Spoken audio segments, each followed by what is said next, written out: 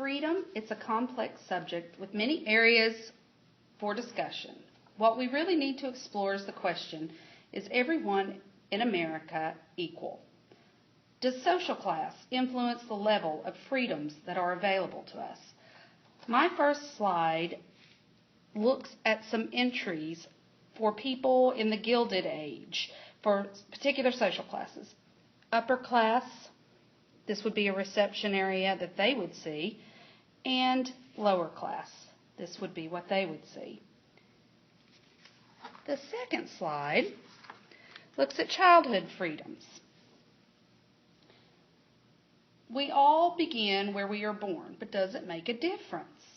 In early 20th century America, the typical childhood of the upper class differed greatly than the typical childhood of the working class. Did this impact their access to freedoms? The quote says, "Child labor and poverty are inevitably bound together, and if you continue to use the labor of children as the treatment for the social disease of poverty, you will have both poverty and child labor to the end of time."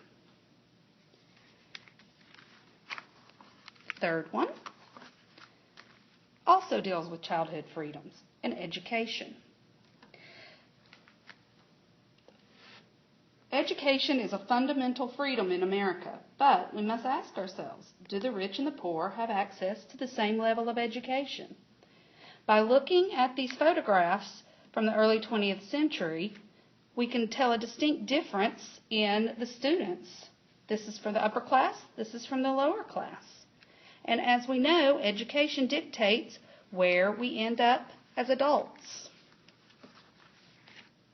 Early 20th century education could either hinder you or take you further, or lack of education would hinder you. So all the previous slides dictate the path of a person's life, and therefore their access to freedom. Look at the differences and ask yourself, is everyone in America equal?